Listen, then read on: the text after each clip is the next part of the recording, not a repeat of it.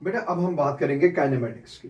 Kinematics में कुछ typical सी problems होती है मोशन लॉन्ग स्ट्रेट लाइन से, और उन प्रॉब्लम्स को अगर आप एनालाइज करें तो यू विल अंडरस्टैंड कौन सा फॉर्मूला कब कहाँ और कैसे लगेगा। फॉर एग्जाम्पल दो तरह की प्रॉब्लम्स होती हैं। एक कि एक पार्टिकल या कोई पर्सन या कोई मोटरिस्ट इस तरह से कुछ लिखा रहेगा, वो it moves in a straight line, और किसी डिस्टेंस ट्रेवल करने के बाद वापस अपनी जगह लौटता है। फॉर एग्जाम्पल क्वेश्चन हो सकता है, a boys goes to school with speed v1 returns home with speed v2, find average speed. तो जनरली बच्चे जल्दबाज में v1 प्लस v2 बाई 2 करके क्वेश्चन गलत कर देते हैं।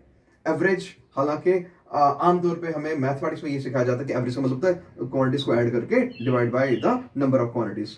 3 हो अगर v1 plus v2 plus v3 by 3, लेकिन बेटा यहाँ पे ऐसा नहीं चलेगा।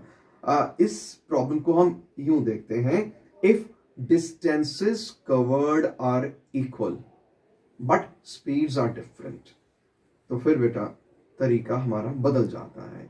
आई will write the formula. Formula है n बाई v एवरेज यानी v bar is 1 by v1 plus 1 by v2 plus 1 by v3 करते कराते एंड में 1 बाई vn।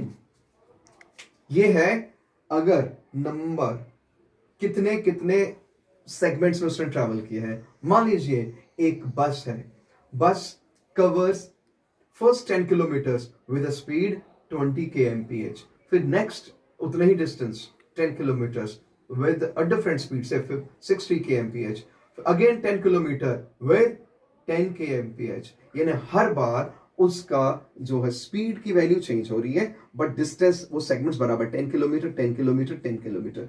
उस तरह की प्रॉब्लम्स की हम बात कर रहे हैं। या कभी ऐसा होगा, अ cyclist covers a bridge with speed v1 returns back with speed v2, again ये वही बात है, लेंथ ऑफ ब्रिज तो सेम ही है, उसने स्पीड बदली अपनी। तो हम कहते हैं अगर डिस्टेंसेस कवर्ड इक्वल हैं बट स्पीड्स आर डिफरेंट, तो बेटा फॉर्मूला ये लगना चाहिए।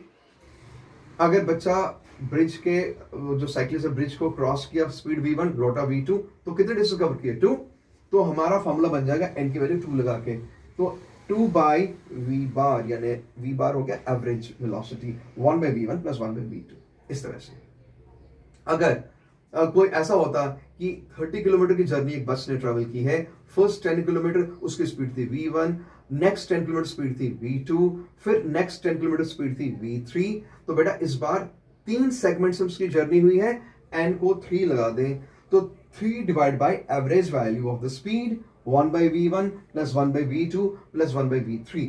इस तरह से 4 सेगमेंट्स 5 सेगमेंट कितने भी क्यों ना हो, तरीका यही है। तो मैंने शुरू में सबसे पहले क्या बताया था, a boy goes to school with speed v1 returns home with speed v2, find average speed. तो मैंने कहा जल्दबाजी बच्चे कहते हैं v1 plus v2 by v2, ऐसा नहीं है। देखो क्या है, वो जाना और लौटना दो ही डिस्टेंस कवर किया उसने, तो n की जगह पे 2 पुट करेंगे, तो फॉर्मूला ये बना। जब इसको सिंप्लीफाई करेंगे आप देखेंगे कि रिजल्ट इसका ये आता है। तो बेटा इस तरह के क्वेश्चंस को इस जनरल फॉर्मूले के आधार पे हमें सॉल्व करना चाहिए। और ऐसे क्वेश्चन की पहचान क्या मैंने बताई, when you covered with different speeds the equal segments of length.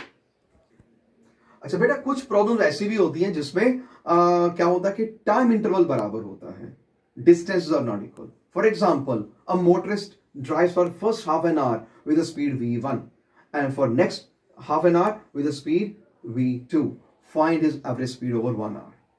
समझिए बात, यानी इस बार टाइम्स बराबर है, पहले आधे घंटे में स्पीड v1 है, नेक्स्ट आधे घंटे में स्पीड v2 है, तो ओवरऑल 1 आवर में उसका एवरेज स्पीड बताओ। इसको एक अलग ढंग से पूछ सकते हैं कि कोई स्टूडेंट है, कोई चाइल्ड है, ठीक है, he is going to school, वो अपने साइकिल पे है, तो he covers he reaches school in 10 minutes, right, नजदीक होगा घर उसका।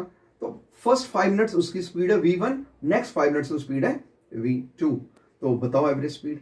तो बेटा वो जब हम बात कर रहे होते हैं टाइम इंटरवल्स बराबर आ रहे हैं, इसमें स्पीड्स डिफरेंट आ रही हैं, तो इस केस में सिंपली आप v1 प्लस v2 बाई 2 लिख सकते हैं, यानी v1 plus v2 by 2 will be average speed.